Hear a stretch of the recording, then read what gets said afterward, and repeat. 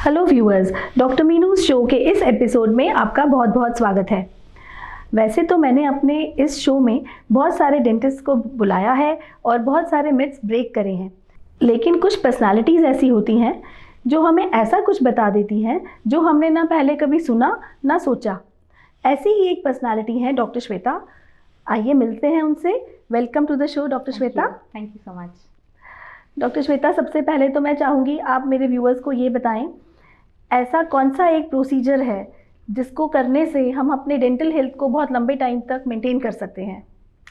See, it sounds very funny and strange, but the reality is the procedure is just cleaning of your teeth.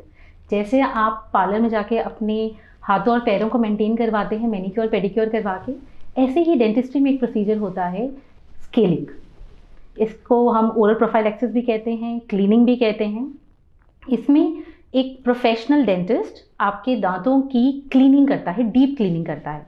तो इसमें होता क्या है, आप कहेंगे हम तो रोज़ ब्रश करते हैं, दांतों की सफाई तो हम घर पे भी करते हैं, तो आप ऐसा स्पेशल क्या कर लेंगे? इसलिए नहाते तो आप रोज़ हैं, बट फिर भी आप पार्लर जाते हैं, अपना पेडिक्योर मैनिक्योर कराते हैं, और जब वो पार्लर में बैठ के वो स्क्रबिंग करता है तो आपको दिखती है वो डेड स्किन निकल रही होती है। सिमिलरली हमारे दांतों हमारे दांतों का जो मुंह में हमारे जो ऑर्गन है, ये सबसे ज़्यादा यूज़ करते हैं हम। पूरे दिन में हम इसके अंदर मैक्सिमम सामान डाल रहे होते हैं। ब्रश हम सिर्फ 2 बार करते हैं, करेक्ट। प्लस हमारे दांतों की एनाटॉमी ऐसी है कि जिसमें देयर आर मल्टीपल स्पेसेस जहाँ पे माइन्यूटली खाना फंस जाएगा जा करके।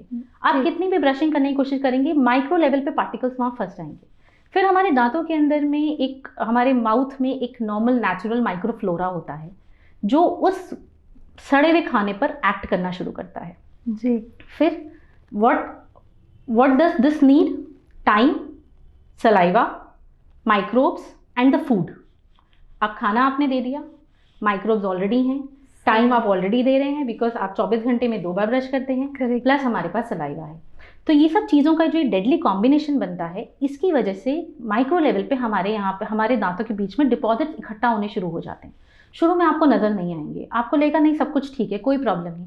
धीरे धीरे करके हमारे दांतों में कुछ पर्टिकुलर स्पेसेस पे, स्पेशली आगे के दांतों में अंदर की तरफ, ऊपर के दांतों में पीछे की तरफ, थिक सीमेंट जैसी लेयर जमनी शुरू हो जाएगी।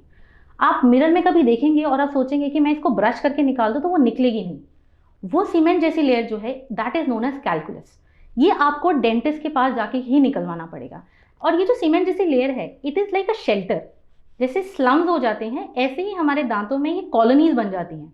जैसे एक इंसान लड़ाई में जाकर के युद्ध नहीं करता जी, पूरी आर्मी चाहिए होती है।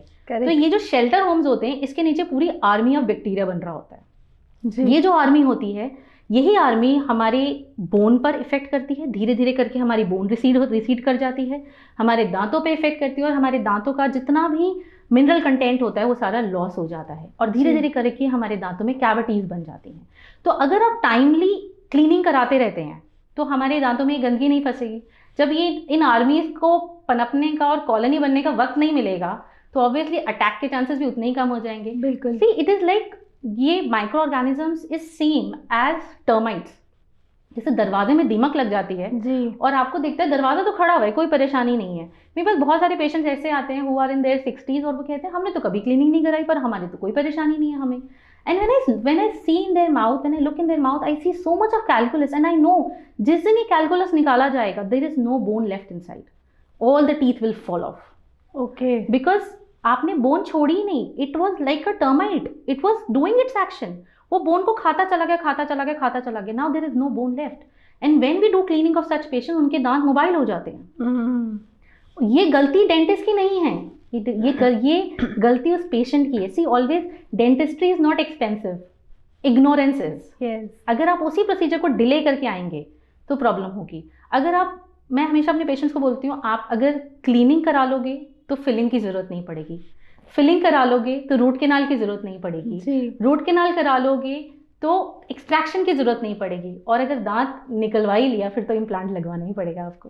करेक्ट। सो इसलिए द बेसिक इज की हाइजीन मेंटेनेंस, वो बहुत इंपॉर्टेंट होती है। डॉक्टर श्वेता, एक चीज़ आप बताइए, जैसे स्केलिंग की आपने बात करी, तो क्या स्केलिंग और वाइटनिंग में कोई डिफरेंस है, और is it the same? No, there is a very big difference. Scaling is only दांतों की सफाई, गंदगी हटाना, राइट? ये वही डिफरेंस है जो मैनिक्योर में और ब्लीच में होता है। आपकी Okay. स्किन लाइटनिंग प्रोसीजर होता है ब्लीचिंग, राइट? ऐसे ही teeth whitening is tooth colour का लाइटनिंग प्रोसीजर। तो जो Okay. टूथ शेड होता है, जैसे अगर कुछ लोगों का टूथ शेड होता है वो काफी येलोइश होता है, अगर वो वाइटनिंग कराएंगे तो उनका टूथ शेड वाइटर हो जाएगा। ओके। जो हम अपनी क्लिनिक पे वाइटनिंग प्रोसीजर्स करते हैं, that is Philips zoom teeth whitening. मेरे व्यूअर्स गूगल कर सकते हैं इसको। It is the gold standard worldwide. Same procedure America में यूज होता है, यूके में यूज होता है, कनाडा में यूज होता है, ऑस्ट्रेलिया में यूज होता है, and it is the safest procedure to go for teeth whitening. अगर आपने वाइटनिंग करानी है तो never go for cheap products, always go for the best, okay. Because at the end of the day it involve your health. जी। And ये procedure ऐसा होता है within half an hour you will get a shade improvement of 8 to 10 shades. इतना difference आ जाएगा कि जब आप आए और जब आप गए, सो आपकी स्माइल में रिमार्केबल, मतलब it's life changing, there is so much of difference. तो इट्स वेरी इंपॉर्टेंट कि आप Okay. वाइटनिंग कराएं, स्पेशली ब्राइड्स, people जी। working in media industries, people who are very socially very active, people जी। who are on high positions in corporate sectors or banks or public sector places, or they are CEOs of some place, and or generally they just want to improve their looks. Correct. It's something very important. आप हजारों लाखों रुपए studios में और photography पे खर्च करते हैं, लहंगे आज की तारीख में 1.5-2 लाख के लहंगे पहनते हैं, बट ये वाइटनिंग जिसकी वजह से आप स्माइल कर पाओगे, you look beautiful, you will capture those memories, और वो आपकी पिक्चर्स में सालों साल आपको नजर आएगा। तो कैसे पॉसिबल होगा? सो get those things done. Doctor Shweta, आपने ब्राइड्स की बात करी, तो अक्सर देखा जाता है जब किसी की शादी होने वाली है और उनके दांतों के बीच में गैप है या टूथ कलर, चलो वाइटनिंग तो करा लेंगे, बट कई बार गैप्स होते हैं, दांत टूटे होते हैं आगे से या कुछ भी प्रॉब्लम है, तो और वो ब्रेसेस भी नहीं लगवाना चाहते क्योंकि some people have their own reservations. तो क्या ऐसा कोई प्रोसीजर है which is less time consuming and something that can give result fast? Yes, absolutely. Nowadays, dentistry is so advanced that we have a lot of procedures in place. In fact, just 30 minutes in clinic procedure, और वो जो आपके दांतों के बीच में gap है, chip tooth है, broken tooth है, that all can be corrected. और वो इतना अच्छे से करेक्ट होगा कि even you will not be able to identify कि मेरा कौन सा दांत टूटा हुआ था. You will not be able to recognize yourself. मतलब लोग आके पूछेंगे सच में पहले कुछ गैप लगता तो कुछ चेंज है, they will not be able to जज कि अच्छा यहाँ पर आपने कुछ करवाया है, बिकॉज कलर मैचिंग इतनी परफेक्ट हो जाती है आज की तारीख में। एंड देन दिस इज जब नेक्स्ट डे वेडिंग है उसके लिए, अगर आपके पास 1 वीक है तो then there are permanent solutions, like we can do veneers में तो it's like celebrity smiles. Okay. आपको पता ही नहीं चलेगा कि पहले कुछ और प्रॉब्लम थी आपके माउथ में। And these are half coverage crowns, like इसमें ऐसा नहीं होता है कि हम पूरा टूथ कट कर रहे हैं या रूट केनाल कर रहे हैं।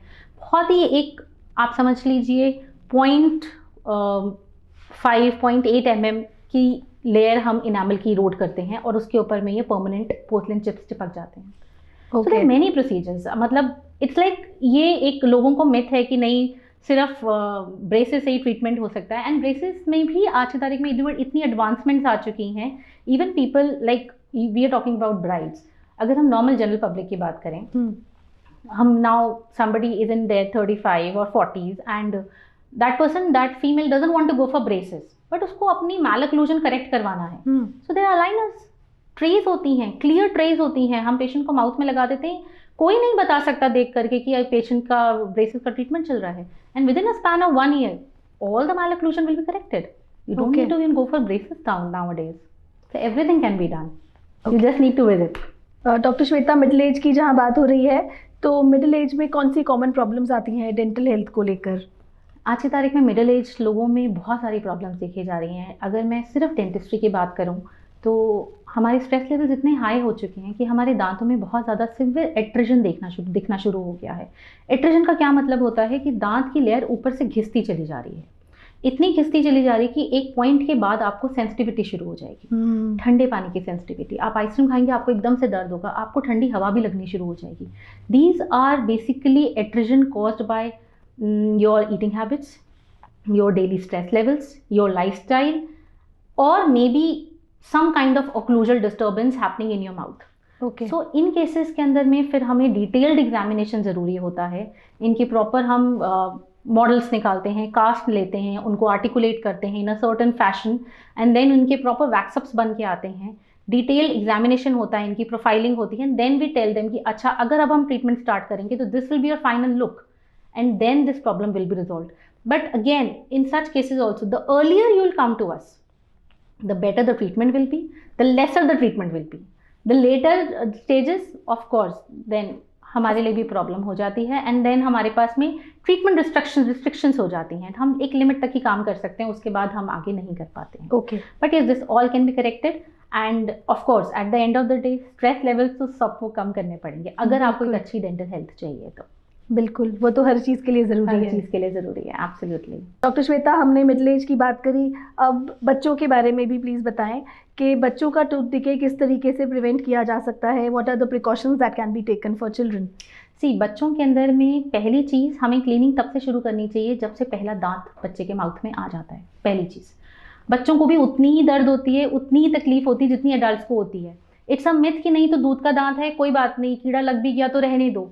नो, अगर कीड़ा लग गया है तो धीरे धीरे वो कीड़ा बढ़ेगा भी, वो डीके बढ़ेगा. पेश बच्चे का भी रूट केनाल हमें करना पड़ता है, and you can very well imagine it is so difficult for those tiny tots. उनके माउथ में इंजेक्शन लगाना, ट्रीटमेंट करना, उनको चेयर पे लटा के रखना हमारे लिए it's very difficult, very taxing for those kids. और उनकी गलती नहीं है. At the end of the day हमें ही मैनेज करना है, हमें ही असिस्ट कराना है, हमें ही उन्हें सिखाना है कि आपने ब्रशिंग किस तरीके से करनी है. And initial up till I will say 5 to 6 years please आप खुद ब्रशिंग करवाइए.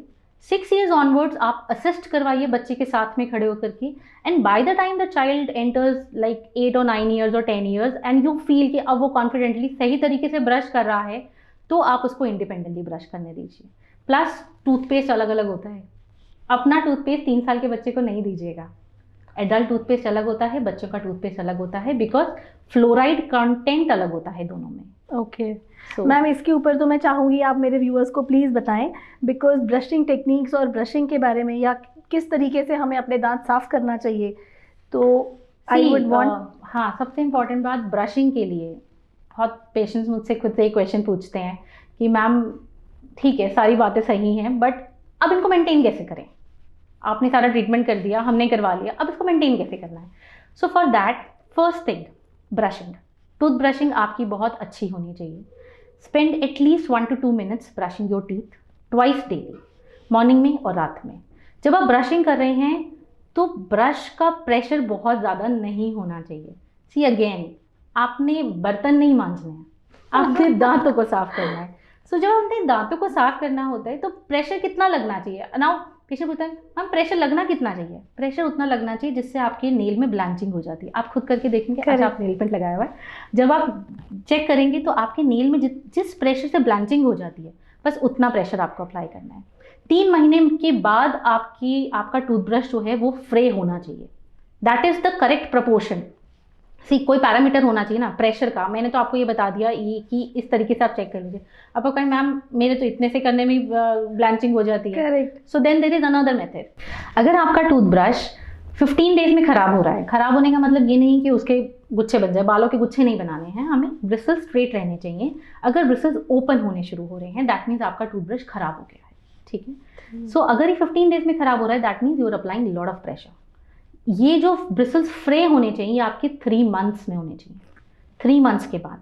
सेकेंडली, नेक्स्ट क्वेश्चन आता है पेशेंट का, मैम टूथब्रश कौन सा लेना चाहिए हमें. Very important. मार्केट में इतनी रेंज अवेलेबल है, टूथब्रश कौन सा लेना चाहिए हमें.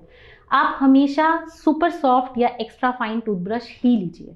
तो दोस्तों, मैंने कहा था ना, ये बहुत ही इंटरेस्टिंग पर्सनालिटी हैं और मैं क्यों इनसे आपको मिलवाना चाहती थी, आपको समझ में आया होगा. इनके नंबर्स यहाँ स्क्रीन में दिए जा रहे हैं, आप इनसे कांटेक्ट कर सकते हैं, इनसे बात कर सकते हैं, डॉक्टर श्वेता से मिल भी सकते हैं. Thank you doctor Shweta, it was nice to have you here. Thank you, my pleasure. जुड़े रहिए दोस्तों, मिलते हैं एक ब्रेक के बाद. वेलकम बैक दोस्तों.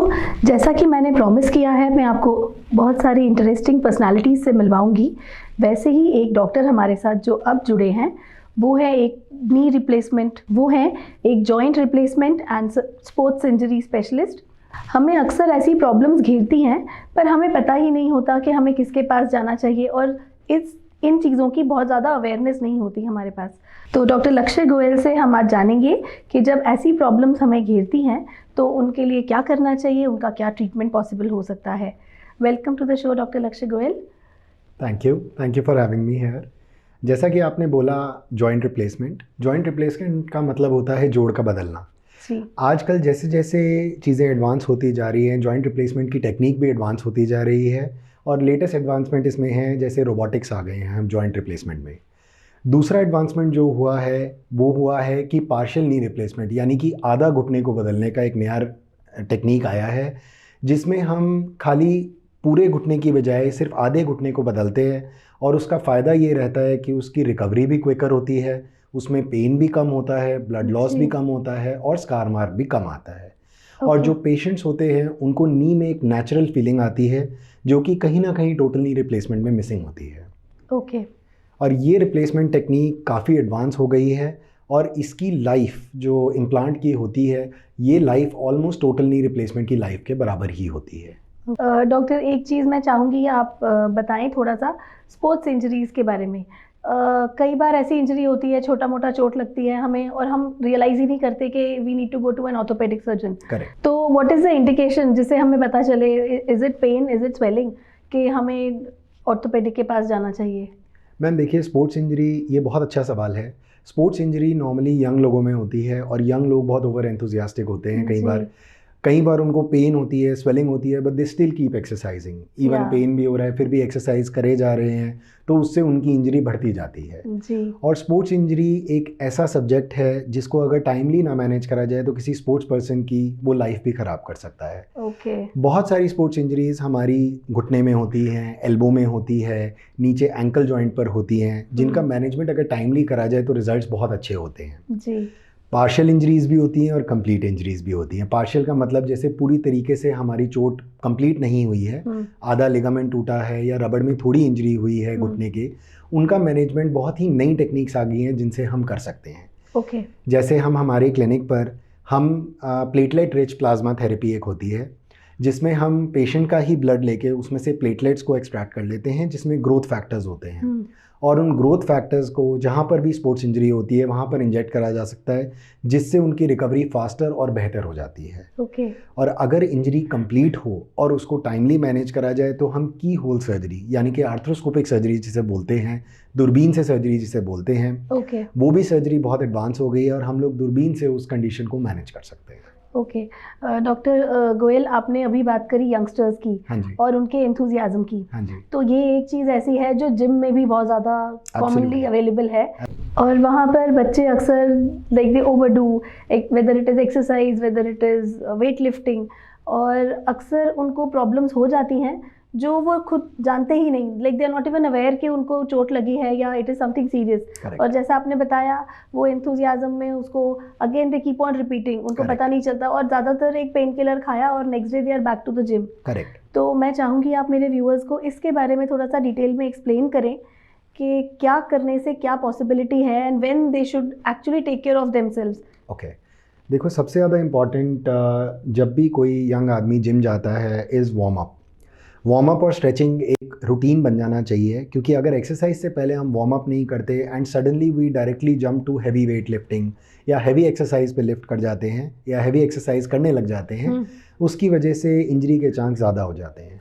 सो अब 15, अगर आप जिम में 1 घंटे 2 घंटे स्पेंड करते हैं तो मिनिमम आपको 15 मिनट्स का वार्म अप करना चाहिए।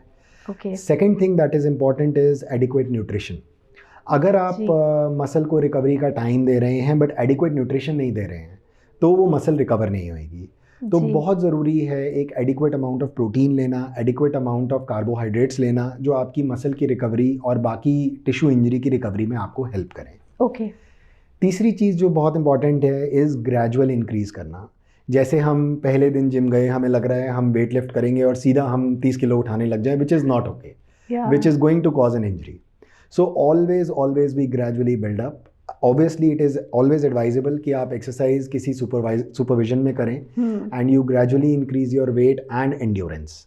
तो एक एंड्योरेंस बनाना जिम में बहुत ज़रूरी है। And the earliest time to show a doctor is जब भी आपको पेन होता है, सडन पेन होता है, then you should consult orthopaedic surgeon who is a specialist in sports injury, because sports injury को डायग्नोज करना अर्ली स्टेज में बहुत इंपॉर्टेंट होता है। करेक्ट। एंड उसको डायग्नोज करने के लिए बहुत स्पेसिफिक टेस्ट और बहुत स्पेसिफिक इमेजिंग मोडालिटीज़ होती हैं जो कि हमें जल्दी करा लेनी चाहिए ताकि हमें पता लग जाए और हम फर्दर इंजरी होने से उसको रोक सकते हैं। करेक्ट। हाँ जी।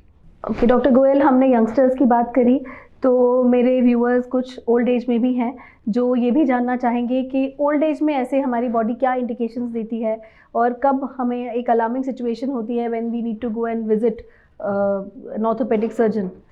देखिए मैम, खाली घुटने के आर्थराइटिस की अगर बात करें, जो कि सबसे कॉमन आर्थराइटिस होता है, सडन कोई अलार्मिंग साइन नहीं आता है कि अब हमें डॉक्टर के पास जाना है। धीरे धीरे आपका घुटने में दर्द बढ़ता जाएगा, उसमें स्वेलिंग होएगी, उसमें पेन कंटिन्यूस होता जाएगा, और जब ऐसी सिचुएशन आ जाए आपको लगे कि आपकी क्वालिटी ऑफ लाइफ ख़राब हो रही है, कि आप अपने घर के काम नहीं कर पा रहे हैं, आपको हर टाइम पे पेन रह रहा है, आपकी रात की नींद खराब हो रही है, जिसकी वजह से आपकी बाकी क्वालिटी ऑफ लाइफ इफेक्ट हो रही है, तो आज एक ऐसा टाइम नहीं है कि हम वैसी लाइफ जिए, एक पेन में जिए। करेक्ट। आज टेक्निक इतनी एडवांस हो गई है, आज चीज़ें इतनी एडवांस हो गई हैं, इम्प्लांट्स इतने एडवांस हो गए हैं, पेन मैनेजमेंट इतना एडवांस हो गया है कि नी रिप्लेसमेंट या किसी भी जॉइंट रिप्लेसमेंट से डरने की ज़रूरत नहीं है। We have very good team, बहुत अच्छी पेन की टीम होती है जिसमें सर्जरी के बाद पेशेंट को कोई पेन नहीं होता।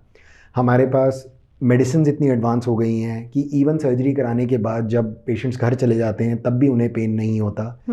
और कहीं ना कहीं ये जो फियर था कि रिप्लेसमेंट में बहुत पेन होता है और रिप्लेसमेंट के रिजल्ट्स अच्छे नहीं होते, वो अब टाइम के साथ बहुत कम हो गया है। डॉक्टर गोयल, जैसे आपने बताया कि ये एक लाइफस्टाइल प्रॉब्लम है, तो लेकिन फिर भी ऐसे लोग हैं जो, जैसे हमारे पुराने लोग, वो कहते हैं हम तो देसी घी खाया करते थे इसीलिए हमें ये प्रॉब्लम्स नहीं होती। तो is it only because of lifestyle और is it the nutrition also जो इसमें एक रोल प्ले करता है? मैम देखिए, अगर आर्थराइटिस की बात करें तो लाइफस्टाइल बहुत अफेक्ट करता है। आजकल हमारा सेडेंटरी लाइफस्टाइल हो गया है, वेट ज़्यादा हो गया है। अगर हमारे दोनों घुटनों पे, हिप्स पे, एंकल पे ज़्यादा वजन पड़ेगा तो वो ज़्यादा घिसेंगे, और ज़्यादा घिसने की वजह से उनमें पेन ज़्यादा होगा। तो पुराने ज़माने में जो लोग एक्टिव रहते थे, सारे काम खुद करते थे, चल चल के करते थे, उनका वेट इतना नहीं बढ़ता था। आजकल ओवरवेट, ओबेसिटी एक बहुत बड़ी प्रॉब्लम है, जिसकी वजह से घुटनों का घिसना, हिप्स का घिसना, एंकल का घिसना बढ़ गया है। तो एक कारण तो ये है कि आजकल ज़्यादा आर्थराइटिस होने लगा है। दूसरा, आपने पूछा कि डाइट इसको अफेक्ट करती है कि बिल्कुल डाइट अफेक्ट करती है। अगर आप बहुत ही फैटी चीज़ें खाते हैं जो आपका अगेन वेट बढ़ाती है, तो that is going to affect, वो आपके घुटनों को अफेक्ट करेगा, वो आपके हिप्स को अफेक्ट करेगा जब वेट बढ़ेगा। तो कुछ चीज़ें डाइट में ऐसी होती है जिनका एंटी इन्फ्लेमेटरी यानी कि स्वेलिंग और इन्फ्लेमेशन कम करने का इफेक्ट होता है, जैसे हल्दी है, जिंजर है, अदरक है, इन चीज़ों का एंटी इन्फ्लेमेटरी इफेक्ट होता है। हल्दी में बहुत अच्छा एक केमिकल होता है जिसको हम करक्यूमिन बोलते हैं, एंड अमेरिका वगैरह में people are fighting over its patent कि हमें करक्यूमिन का पेटेंट, तो करक्यूमिन, और जबकि इंडिया में सालों साल से हम हल्दी खा रहे हैं जी। तो हल्दी को दूध में डाल के लेना, हल्दी को खाने में थोड़ा बढ़ा देना, इन सब से बहुत जॉइंट पेन पे फ़र्क पड़ता है जी। पुराने ज़माने में हल्दी प्योर होती थी, ज़्यादा बेटर क्वालिटी होती थी, आजकल बहुत मिक्स्ड आती है जी। जिसकी वजह से अगेन एक डाइटरी फैक्टर है जिसकी वजह से हमें जॉइंट्स में पेन ज़्यादा बढ़ गया है। डॉक्टर गोयल, आपने अभी एक बात बोली, हाफ नी रिप्लेसमेंट। हाँ जी। And normally it is knee replacement मतलब पूरा घुटना ही चेंज होता है, हम जो समझते हैं नॉर्मली। हाँ जी। इसमें क्या डिफरेंस है? देखिए मैम, हाफ नी रिप्लेसमेंट एक नई टेक्निक है। हाफ नी रिप्लेसमेंट में हम लोग पेशेंट्स के एक्सरे करा के देखते हैं, जिसमें अगर खाली एक कंपार्टमेंट, घुटने में हमारे 3 कंपार्टमेंट होते हैं, एक अंदर की तरफ, एक बाहर की तरफ और एक घुटने की कटोरी। ठीक है। अगर किसी के तीनों कंपार्टमेंट खराब हैं, जो कि एक स्पेशल एक्सरे से देखे जाते हैं, तो हमें पूरा घुटना ही बदलना पड़ता है, बिकॉज उसमें आधा घुटना बदलना जस्टिफाइड नहीं है। ओके। बट बहुत सारे मरीज ऐसे होते हैं जिनमें खाली अंदर वाला कंपार्टमेंट खराब होता है, यानी कि जो दोनों पैर जब आपस में छूते हैं, जो बीच वाला कंपार्टमेंट होता है। ओके। और मेजॉरिटी मरीज में यही वाला कंपार्टमेंट खराब होता है, और इनमें टोटल नी रिप्लेसमेंट की ज़रूरत ही नहीं है, बिकॉज अगर आपकी बॉडी का कोई पार्ट हेल्दी है तो उसको क्यों रिप्लेस करना। करेक्ट। तो जो नॉन हेल्दी पार्ट होता है, यानी कि जो खराब पार्ट होता है, हम छोटे से इंसिजन से छोटा सा चीरा लगा के उसको खाली रिप्लेस कर देते हैं, और उसकी रिकवरी टोटल नी रिप्लेसमेंट से बहुत फास्ट होती है। उसमें सारी कॉम्प्लिकेशंस भी ऑलमोस्ट आधी होती है। जैसे टोटल नी रिप्लेसमेंट की कॉम्प्लिकेशंस जितनी होती हैं, वो रिप्लेसमेंट, पार्शियल नी रिप्लेसमेंट में कॉम्प्लिकेशंस एग्जैक्टली आधी हो जाती है जी। So it's a very very good technique, बहुत अच्छी टेक्निक है और बहुत क्विक रिकवरी देती है। डॉक्टर गोयल, आपने जो पार्शियल नी रिप्लेसमेंट की बात की, आई एम श्योर मेरे व्यूअर्स देख रहे होंगे और डेफिनेटली आपसे कनेक्ट करना चाहते होंगे। मैं इनके नंबर्स यहाँ स्क्रीन पर दे रही हूँ, आप इनसे कनेक्ट कर सकते हैं, डॉक्टर गोयल से बात भी कर सकते हैं। और डॉक्टर गोयल, कहीं ना कहीं मन में डर तो होता ही है, surgery is after all a surgery. तो इस चीज़ के लिए जो पार्शियल नी रिप्लेसमेंट स्पेशली आपने बताया, इसके लिए कितना डरने की ज़रूरत है? देखिए मैम, पार्शियल नी रिप्लेसमेंट जैसे जैसे एनेस्थीसिया एडवांस हो गया है, हमेशा किसी भी ऑपरेशन में 2 टीम्स होती हैं, एक सर्जन की टीम होती है और एक एनेस्थीसिया की टीम होती है। अगर आपकी एनेस्थीसिया टीम स्ट्रांग है, अगर आपकी एनेस्थीसिया टीम कॉम्पिटेंट है, तो कोई भी डरने की बात नहीं है, बिकॉज सर्जरी एक पार्शियल नी रिप्लेसमेंट एक सिंपल सर्जरी है, बहुत इंस्ट्रूमेंट एडवांस हो गए हैं और एक स्ट्रेट फॉरवर्ड टेक्निक है। ओके। अगर एनेस्थीसिया टीम अच्छी होती है, आपकी पेन मैनेजमेंट भी बेटर होती है और आपको बिल्कुल भी सर्जरी के बाद पेन नहीं होता, और आपको हॉस्पिटल में 1 दिन पहले एडमिट करा जाता है और सर्जरी के 1 या 2 दिन के बाद आप घर भी जा सकते हैं। सारे काम घर में आप खुद कर सकते हैं और जनरली आपको सिर्फ एक वॉकिंग स्टिक यूज़ करनी होती है, जो कि करीबन 2 या 3 हफ्ते पे आप वॉकिंग स्टिक भी छोड़ सकते हैं। तो you are almost self sufficient रहते हैं आप। ऐसा नहीं होता कि आपको किसी ना किसी की घर पे हेल्प चाहिएगी सर्जरी के बाद, तो आपकी जो एक एप्रीहेंशन थी कि मेरे को घर पे कोई हेल्प करने वाला नहीं होगा सर्जरी के बाद, या मेरे को सर्जरी के बाद बहुत पेन तो नहीं होगा, वो बहुत ही कम हो गई है। एक चीज़ डॉक्टर गोयल इसी के साथ कनेक्टेड, नॉर्मली जब भी हम नी रिप्लेसमेंट कराते हैं तो बहुत लंबा टाइम फिजियोथेरेपी कराना पड़ता है, तो क्या पार्शियल नी रिप्लेसमेंट फिजियोथेरेपी की नीड को थोड़ा कम करता है? बिल्कुल, पार्शियल नी रिप्लेसमेंट में जैसा कि मैंने बताया, हम बहुत घुटने का पार्ट छोड़ देते हैं जो नॉर्मल होता है जी। तो आपको कहीं ना कहीं एक नेचुरल फीलिंग माइंड में रहती है कि मेरा जॉइंट अभी भी मेरा जॉइंट ही है, और उसमें हम लिगामेंट्स भी अंदर जो होते हैं वो छोड़ देते हैं, तो कहीं ना कहीं फिजियोथेरेपी की रिक्वायरमेंट भी कम हो जाती है, आपकी रिकवरी फास्टर हो जाती है, और आप जल्दी अपने नॉर्मल रूटीन में आ सकते हैं जी। अब वो कितना जल्दी आते हैं ये पेशेंट टू पेशेंट बहुत वेरी करता है। कहीं लोग बहुत मोटिवेटेड होते हैं और अच्छे से एक्सरसाइज करते हैं एंड एग्जैक्टली फॉलो करते हैं जो हम बोलते हैं, तो they can be back to their normal life in 1 month और 2 मंथ, बिल्कुल एब्सोल्युटली नॉर्मल ज़िंदगी पे वापस आ जाते हैं। डॉक्टर गोयल, ऐसे कौन से पेशेंट्स हैं जिन पर पार्शियल नी रिप्लेसमेंट आप बिल्कुल रिकमेंड नहीं करेंगे? मैम, कुछ आर्थराइटिस ऐसे होते हैं जिनको हम इन्फ्लेमेटरी आर्थराइटिस, जैसे रूमेटॉइड आर्थराइटिस होता है, जिसमें हमारे ब्लड में कुछ ऐसे पदार्थ प्रोड्यूस होते हैं जिससे सारे जॉइंट अफेक्ट होते हैं। तो एक जॉइंट में खाली ये वाला बीच वाला पार्ट इन्वॉल्व हो और बाहर वाला ना हो, ऐसा होना इम्पॉसिबल होता है। तो किसी को अगर इन्फ्लेमेटरी यानी कि रूमेटॉइड आर्थराइटिस या ऑटो इम्यून आर्थराइटिस जिसे बोलते हैं, वो आर्थराइटिस है, तो हम बिल्कुल रेकमेंड नहीं करते कि उनमें पार्शियल नी रिप्लेसमेंट हो, उनमें टोटल नी रिप्लेसमेंट ही रेकमेंडेड होता है। तो doctor Goyal, total knee replacement अगर हम कराते हैं या मान लीजिए पार्शियल भी कराते हैं, इसका लाइफ स्पैन क्या है? देखिए मैम, लाइफ स्पैन बहुत वेरी करता है कि पेशेंट का यूसेज क्या है या फिर पेशेंट का लाइफस्टाइल कैसा है। अगर पेशेंट बहुत ओवरवेट है तो लाइफ स्पैन अलग होता है, अगर पेशेंट बहुत एक्टिव है, रनर है, तो लाइफ स्पैन अलग होता है। बट जितनी भी स्टडीज़ हुई हैं, जो स्टडीज़ बाहर की हैं, यूके की, यूएस में, उसमें देखा गया है कि ऑलमोस्ट 95% इम्प्लांट हमारा सर्वाइव करता है 30 साल बाद। यानी कि अगर 100 लोगों ने नी रिप्लेसमेंट कराया है, उसमें से 95 लोगों में 30 साल बाद इम्प्लांट बिल्कुल ठीक रहेगा। और बाकी जो 5% लोग होते हैं उनमें थोड़ी बहुत प्रॉब्लम आनी शुरू होती है, वो भी 30 साल के बाद। So that is a good time. Yes, absolutely. मैं दर्शकों को बताना चाहूँगी, जितने भी लोग यहाँ पर इस शो में देख रहे हैं, अभी डॉक्टर गोयल की बात सुन रहे हैं, जिनको भी नी से रिलेटेड प्रॉब्लम्स हैं, नी रिप्लेसमेंट की ज़रूरत है, आप डॉक्टर गोयल से मिल सकते हैं, इनसे बात कर सकते हैं। इनके नंबर्स यहाँ दोबारा स्क्रीन पर दिए जा रहे हैं। पार्शियल नी रिप्लेसमेंट एक नई टेक्निक है, इसमें पेन भी कम है, सर्जरी का ड्यूरेशन कम है, रिकवरी भी जल्दी होती है। तो डॉक्टर गोयल से आप बात कर सकते हैं, इनसे कनेक्ट कर सकते हैं। और thank you doctor Goyal for coming over, it was really very informative. Thank you ma'am, thank you for having me here. तो दोस्तों, ऐसी ही इंटरेस्टिंग पर्सनालिटीज़ से मैं आपको मिलाती रहूँगी। देखते रहिए और जुड़े रहिए हमारे साथ डॉक्टर मीनूज़ शो में। Thank you.